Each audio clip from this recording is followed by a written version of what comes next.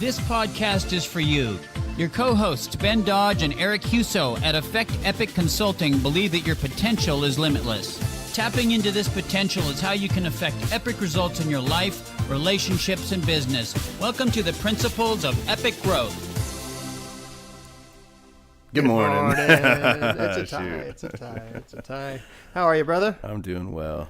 This week is exciting.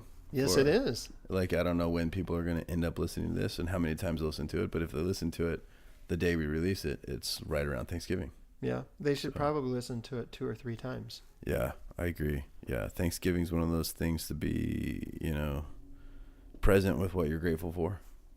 So I love that. It's a great, obviously there's food and family and, those are all some of my favorite things, but focusing on what you're grateful for is pretty awesome. And no small coincidence, today's topic is powerful for me. It's one of the things I'm grateful for is mentors and coaches in my life. So yeah, we wouldn't be who we are without the mentors and coaches that we've had that have, helped us along the way, help us to become who we are today. So super grateful for all my mentors, coaches, people that have made a difference. In the spirit of Thanksgiving, we have a podcast on gratitude that would be great to listen to look at the leverage that gratitude can give you. Gratitude takes every principle that we talk about and just accentuates it. And so thankful for that. And so go ahead and listen to that podcast on gratitude as a review as well. Yeah, absolutely. When you do, you'll find out that the old saying of attitude of gratitude is just wrong. The action of gratitude is powerful. That's right. Man, so today let's talk about it. So intentionally choosing a mentor or a coach. What's the power and drive behind having a mentor or a coach? What's the benefits? Why do people do it? How come it's so amazing, and yet it's like the top 1%ers are the only ones that are doing this? Let's talk about it. Let's just break it all down. What's going on here? So I think one of the challenges is, the way society is, we grow up and we don't really choose our mentors. Our mentors we're born into. So we're born into a family of parents. We're born into a family potentially with siblings. We live in a neighborhood, and the people that live in our neighborhood, the people that we go to church with, are our mentors by default. And so if we're not awake to this, we could just go throughout our entire lives just having people be mentors by default. And what we want to talk about today is, how do you intentionally choose a mentor? How can you, with intention, say, you know what, here's something that I need in my life, here's something that I want to become, and that person is somebody who can help me get there. And so I'm going to create a relationship with that person so that we can have that kind of mentor type experience together. Yeah, and so that is let's back up a little bit, or not back up, let's get basics. A mentor is somebody that you get trusted advice from. Mm-hmm. It's an experienced person in your world that you lean on for counsel, advice, direction, things like that. And and I love what you said, because there are, I think, for the first chunk of our life, we're just relying on mentors because they're in our lives. They're thrust into where we by default. By default mentors. Yep. And there's nothing wrong with those default mentors. Sometimes those are people that are incredible and they're giving you really good advice. Sooner or later, though, you got to own the fact that you got to be intentional about this and maybe upgrade and or change and or add. Maybe you've got the best default mentor on the planet, great, but add mentors. Excellent. Totally. So, for me, my mentor growing up was my dad, my top mentor. I had some great youth leaders growing up as well, but my top mentor was my dad.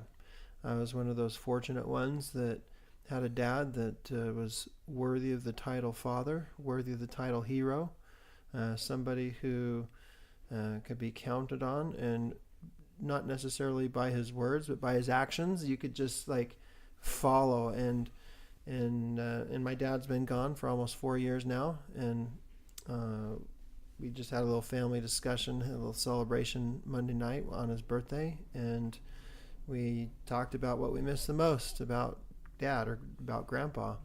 And for me, it was that thing of, I miss going to my dad for counsel. I miss just being able to call him on the phone and say, "Hey, Dad, I'm struggling with this. What do you think?" And but I've got other mentors. I've got incredible mentors that have made a huge difference in my life, and so I counsel with them, and I can still hear my dad's voice. And if I just stop and I'm quiet and I'm still and I think, what would Dad say here? What would Dad do in this situation? I can still hear his voice because of the countless opportunities that I had to receive his mentorship.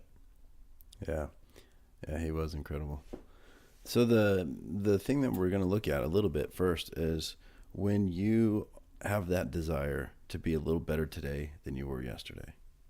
You have a business that you want to grow. You have a relationship that you want to improve, or you feel a little bit of a fire now in a drive to just become something or someone, or to take something to the next level. You've got an organization, you've got a team, you've got, it may be athletics, it could be in your family, it could be at work, it could be in a lot of areas, it could be just a personal ambition that you want to accomplish. Mm-hmm. And you're starting to feel this desire to accomplish that, to just go to dominate, to just tackle that, right? That's that first little, budding desire is step one, really. When you feel that way, then you are on a good track in life. You just want to harness that. Yep. You want to harness that. And so I think most of the people out there don't do anything with that feeling. They don't know what to do with it. Right. And there's a feeling of being off, right? That maybe there's some misalignment, like there's something missing in their life. They want something more. They're not sure what it is. They're not sure how to get it, what to do about it, how to go about it. I believe that's the feeling you're talking about. Yeah, that's right? The opposite side of the coin. But that is that in a sense, if you're not feeling a burning drive to go accomplish something, and instead you're feeling, my life sucks. I'm not sure what I'm going to do with myself. I can't believe I'm getting older. Like every year you're 1 year older, and you look back and go, I didn't accomplish anything yet. I'm not sure what I want to do. I'm not sure why I'm even here. Like, what's my purpose on this earth so that I can, do something. And you just, I'm not in the job that I want, or I'm at the company that I like, but I'm nowhere near the position that I want. I've spent years trying, mm-hmm. Whatever it is. In a marriage, I've been married 10, 15, 20 years, whatever it is, and it still sucks. 10, 15, 20. Oh, you're not. No, okay. I'm not talking about. I'm not talking about. Let's be really clear that I'm not talking about me. Okay. But some people can feel like I'm in this marriage and it's been a long haul and it's just not getting any better, or, whatever. Like, you might feel the opposite of a burning drive to accomplish something. You might feel that frustration and that subtle, what feels like defeat. Okay, that's a powerful feeling for people. It feels like life just won and they're the victim of it.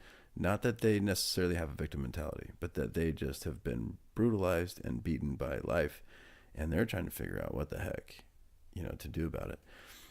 People, in my experience, in both scenarios, whether they have a burning desire to accomplish something and they're really passionate and excited and they kind of have a goal in mind, or the opposite, where they feel defeated and confused and frustrated at life and they're not sure what they want to do with themselves, because both is an indication of mm-hmm. this, right?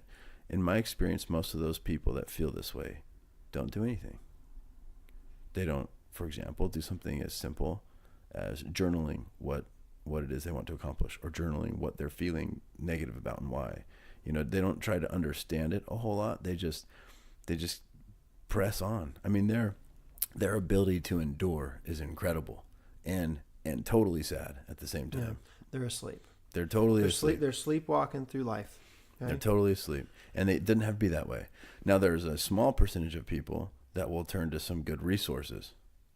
And the self-help book market out there is huge. It's right? thriving, yeah. There's apps, there's aisles and aisles of books on, how you can improve this or, be better at that. And it's awesome. Like, the self-help community is incredible.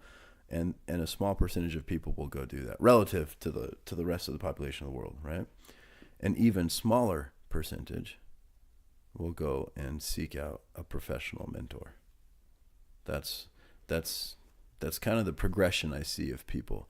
The resources that are available are, in my experience, completely life-changing. They really are. They're life-changing. And they're infinite. But it's like dipping the toe in the water. Yeah.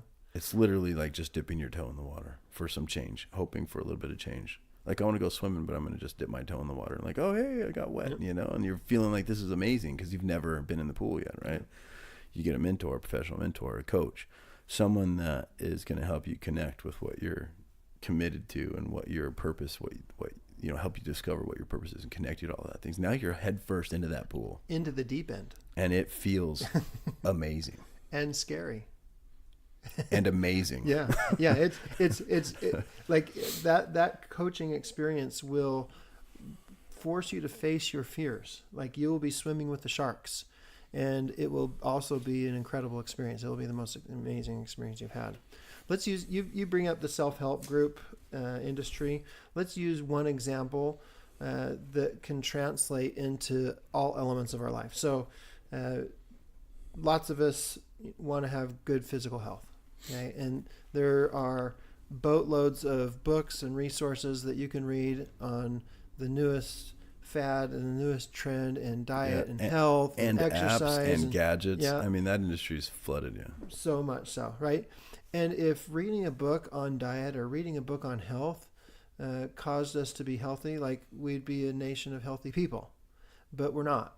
So reading a book will give you knowledge. It can give you a spark of inspiration, but it's the first start. You know, it's the battery that gives the starter the initial power. You've got to have that alternator that's continuously generating power, and that's where your coach is going to come in, beyond the book.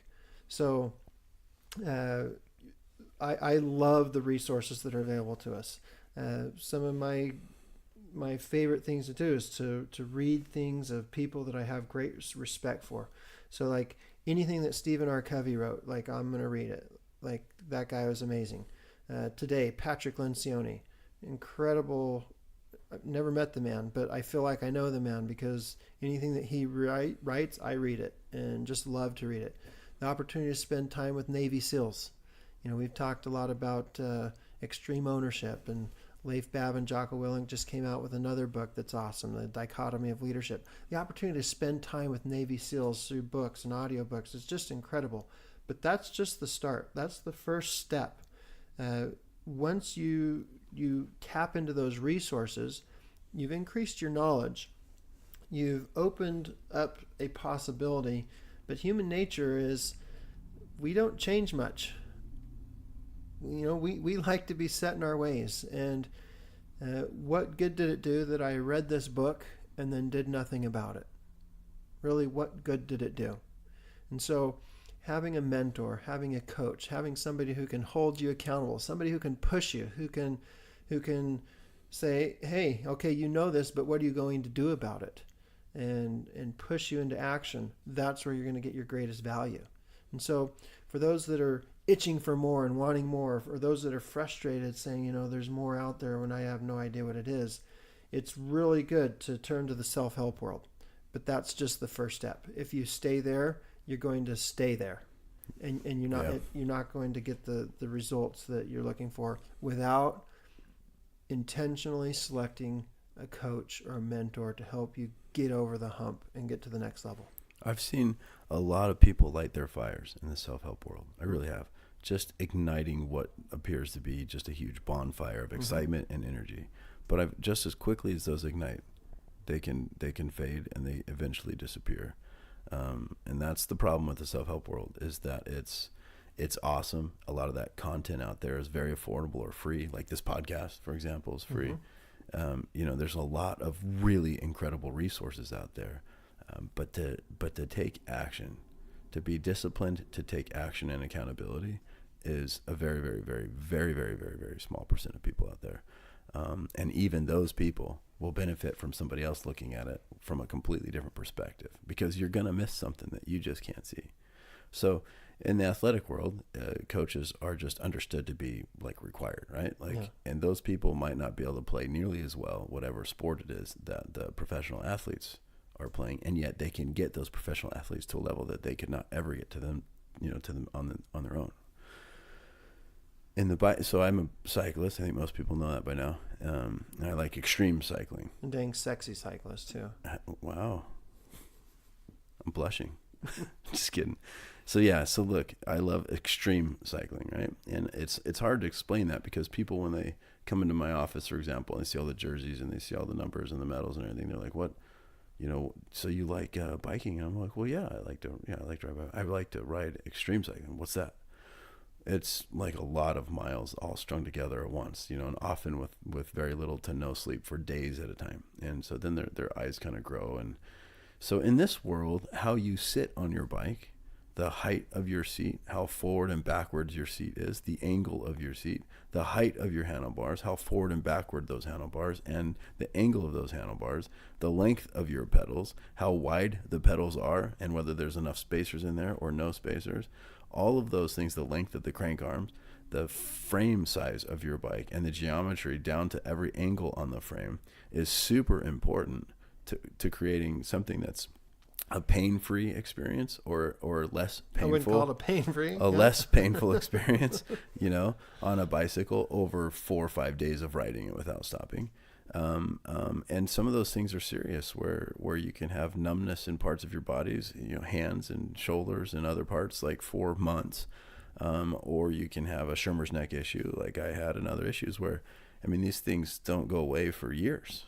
And all because something's off, like a tiny thing is off. And we're talking millimeters. We're talking millimeters, like to the naked eye, you can't tell. But with sophisticated laser equipment that measures all of this stuff, I have a coach, a fit coach, I would call him in this context of today's podcast, a mentor who looks at this through his equipment, through his experience.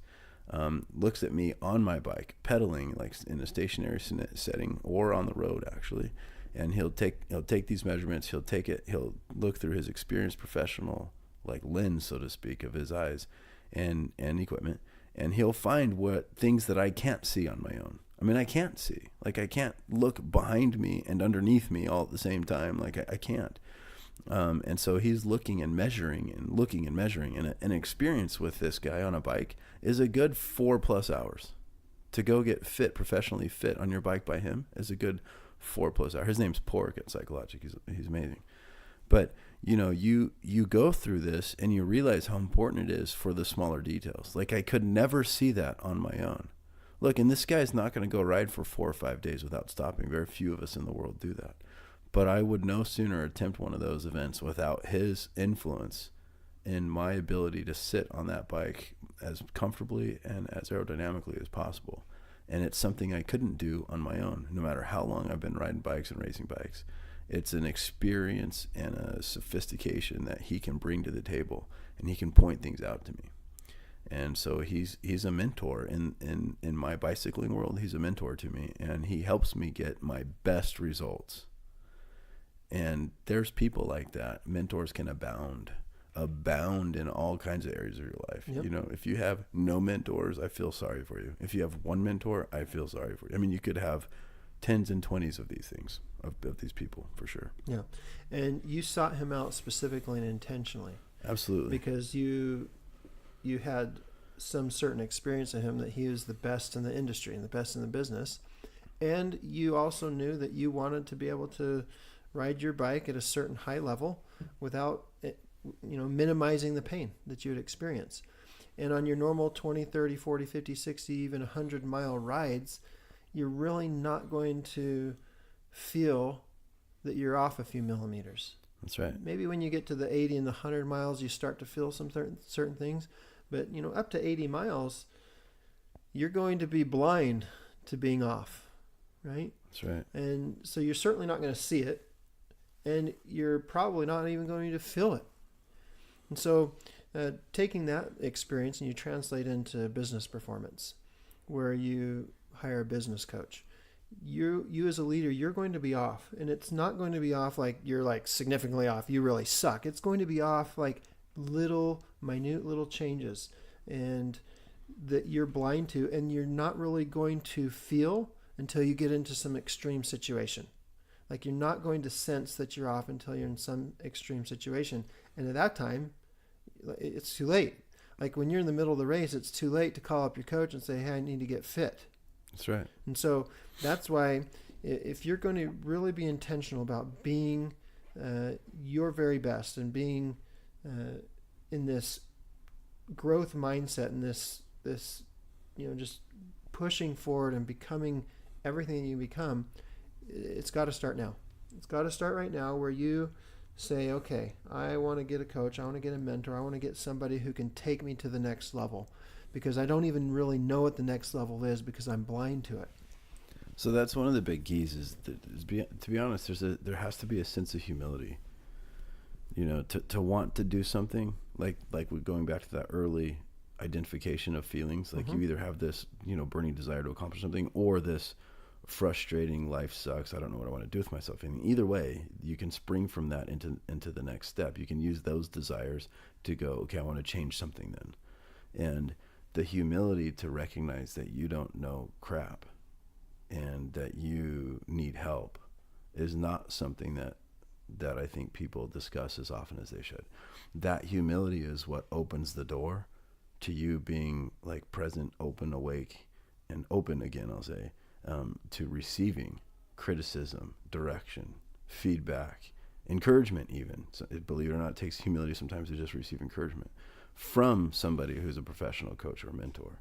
That humility is really pretty essential. Without it, you're never going to want to listen to anybody seriously. You're never going to want to honestly and take on and implement suggestions from your friends or coaches or mentors if you don't have a sense of that humility.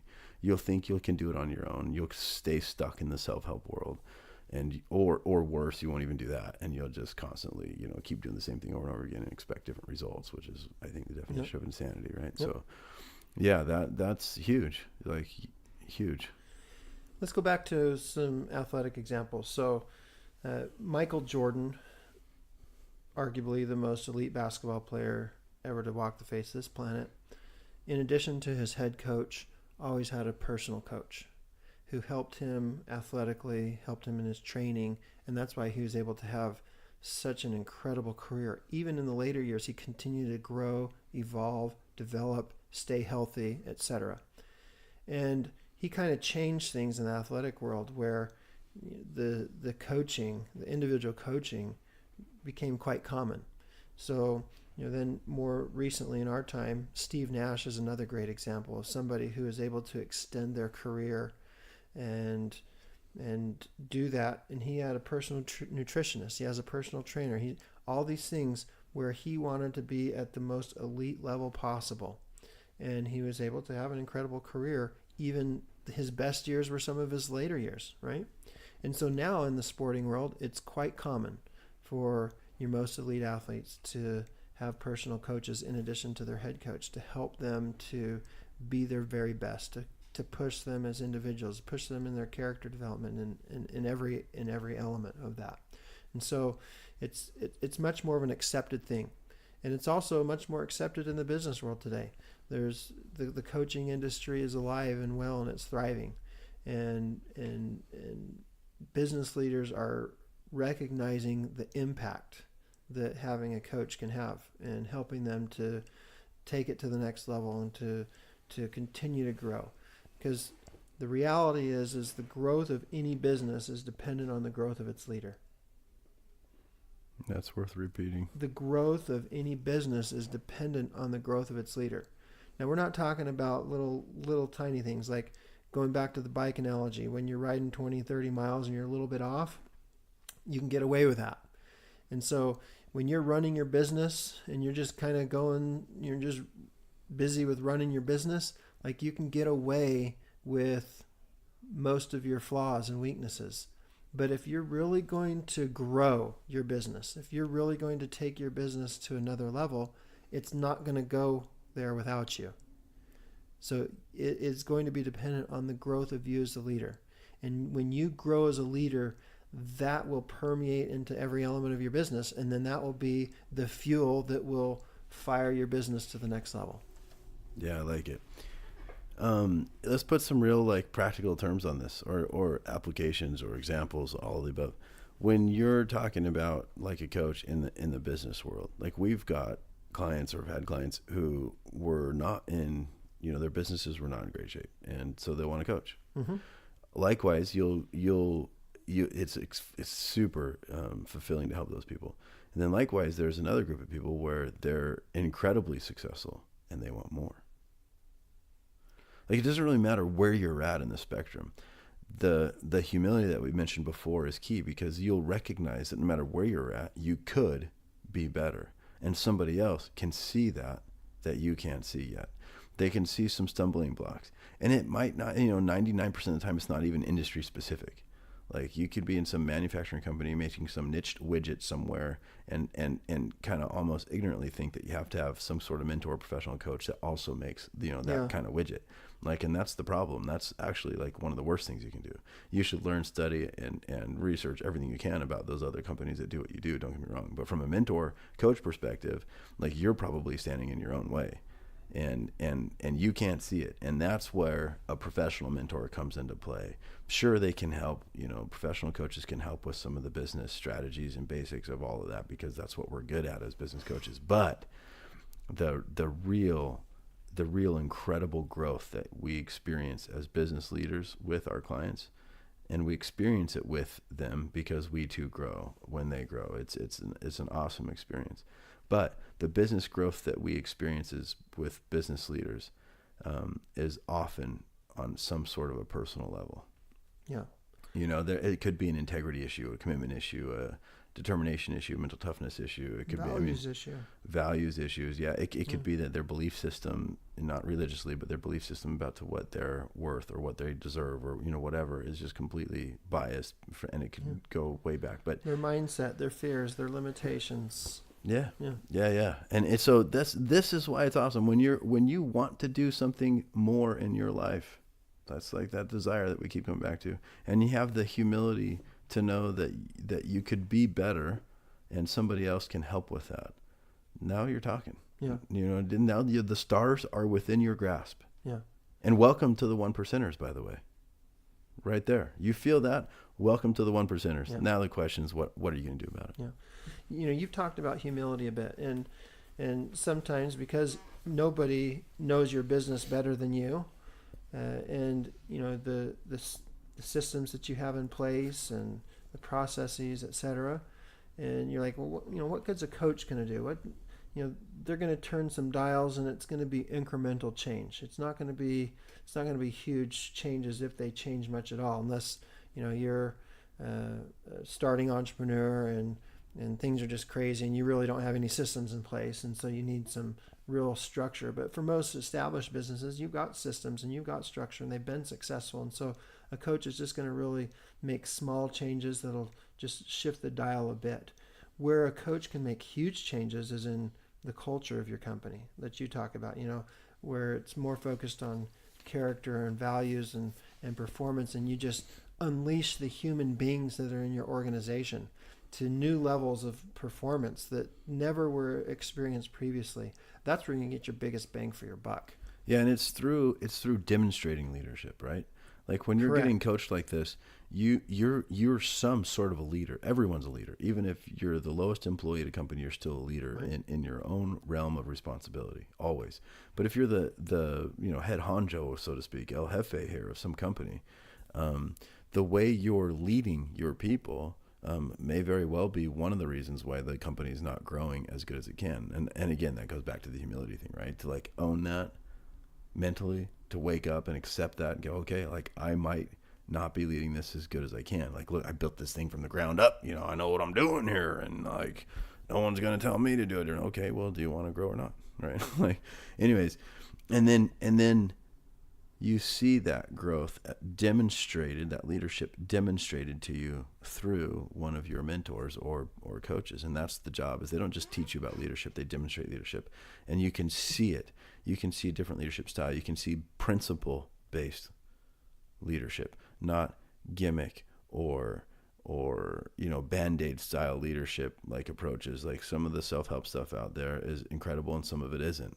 Some of it is not principle-based at all. It's like little gimmicks here and there, and it's putting a Band-Aid on a hemorrhaging wound with some sort of little tactic and stuff. But what we talk about is principle based. I mean, these principles exist for eternity, right? We're talking like universal. Yeah, like gravity, for example. You can hate it or love it, but it's there. You can't ignore it. And so when you can start understanding leadership from a principle-based perspective, then you can apply that in the right scenarios, in the right situations, and like leverage it. Just starts moving things in a great direction. You get to see that demonstrated to you through your coach, and it just trickles down. Now you're demonstrating leadership on your own to your own people, and you're starting to affect great change across the board with culture and so forth. And all of a sudden, like, what happens? Revenues go up, profits go up. The right people in the company stay there. The wrong people want to go. You start getting rid of problems that you didn't even know you had sometimes, or you've been trying to get rid of for a long time, and now it's just a natural unfit in people.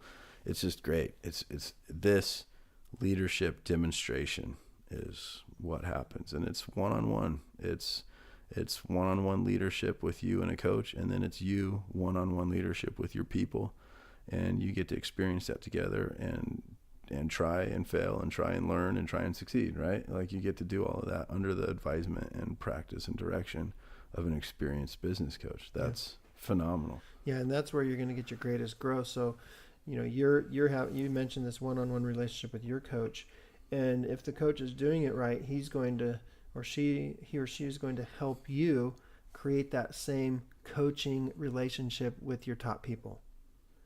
And if you're doing that right, then they're going to create that same type of coaching relationship with their people. And that's where you just get this exponential growth where you had no idea it was possible in your organization. And it all starts with the leader. Like I said earlier, the growth of any organization is dependent on the growth of its leader.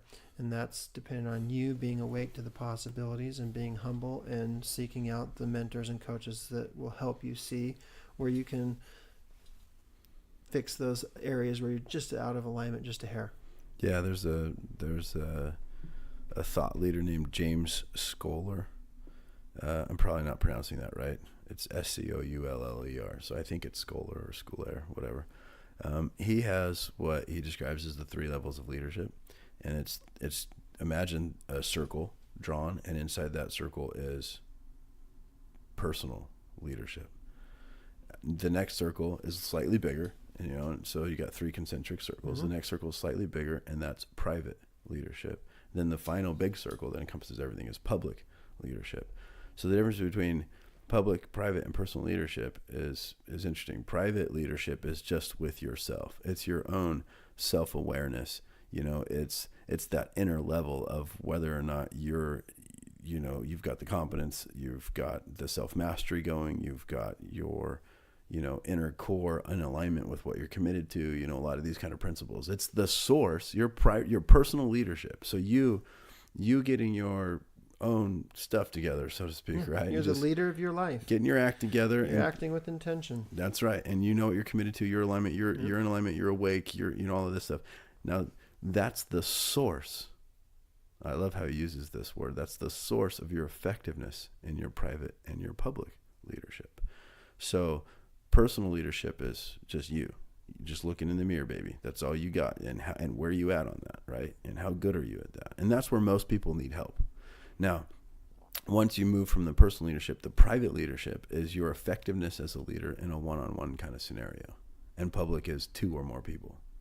That's how it's in a nutshell, very basically defined, but I love that. Your source of effectiveness as a leader with 1 or more people is how good you are on your own personal leadership issues. It's rooted in your personal leadership, the leadership of your life. That's right. What are your commitments? Can you clearly identify them? Are they concise? Are you overcommitted? Are you in alignment? Are you in or out of integrity? I mean, we just listed off 4 or 5 good podcasts to go back and listen to. But these are topics that vary for every person. They're super unique, like thumbprints, right? And so, we go in there, we jump in with you. And one of the things that I think you mentioned before we started this, Eric, was coaching isn't easy. It addresses fears. It is work. On. It is work. It is, yeah, it's scary times. And this is why, because we're jumping into these things, right? Like we're helping you possibly see something for the first time that you didn't know was there. And sometimes it's really hard. Yeah. It's not uncommon for, people to have a real difficult time at first wrapping their minds around some of this stuff, but they want to, and I love it. They want to, they're there, they're trying to do something different in their life, and they're present. And those are those people that we want to get to meet. Yeah. That's it. Ben, a great day today. Loved talking about this. Super grateful for the coaches that I've had and the mentors that I've had that have just made a tremendous impact in who I am today, helping me to really refine my personal leadership and open up my possibilities, open up my eyes to those private leadership opportunities where I can mentor people and help people, and obviously the public leadership opportunities that I have to really make a difference in the world. I love what I do. I love who I am. And I am grateful for the coaches and mentors that have helped me and continue to help me to this day to become better than I am tomorrow than I was today. Yeah, I echo that. I have a team of mentors in my life. I count you as one of them. But I have a team of mentors in my life, and they all serve a different purpose for me. Because I've got a handful of commitments that I'm really committed to, right? And I'm in alignment with several different things that I'm accomplishing and looking forward to accomplish. And for that, I've built teams. There's another podcast, Building a Team. I've built teams around my goals, and I'm of necessity needing mentors. Yep. And I love it. I rely on them. I use them. Necessity and an intention. That's right. Very intentional. Yep. I don't just snatch up the first mentor available. I look who can help and why they can bring something to the table. And then I go to that person with humility saying, help me. I'm going to do everything I can. You do your part too and help me see what, I'm not seeing kind of a thing. And it's amazing. It's awesome. And that's the invitation I think that we're extending to you guys. Listen, if you're even listening to this podcast, you're one of those people that wants to do something with your life. Yeah. You're either feeling that burning desire to accomplish something just incredible, or you're feeling that frustration I don't know what my life's about right now, and I don't want that anymore. And so I want to do something different. Either way, this podcast is for you.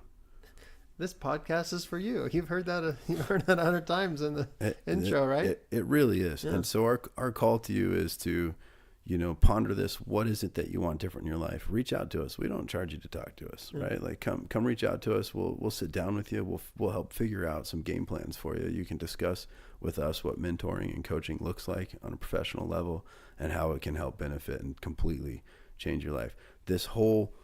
The whole purpose behind us doing these podcasts is because we want to help people affect epic change in their lives. And that's because we're wanting to do that for us too. We want to affect epic change in our lives. And that's why we named the company Affect Epic. Yep. And it won't happen just through listening. It won't happen just through learning.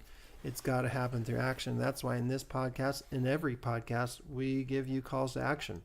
We tell you to, hey, not just feel good about this, but actually do something about it. So what are you going to do today because of what you've heard today? If you don't answer that question, then you're going to say, hey, that was a great podcast. And then you're just going to go on living your life, and you're going to be the same next week as you are this week. So what are you going to do today because of what you've heard? That's right. So email us. My email is ben@affectepic.com, and Eric's is Eric, ERIK @affectepic.com. Email us. We're happy to chat with you. Awesome. Have a great day. Thanks for listening to the Principles of Epic Growth podcast, your path to epic performance and life with incredible growth.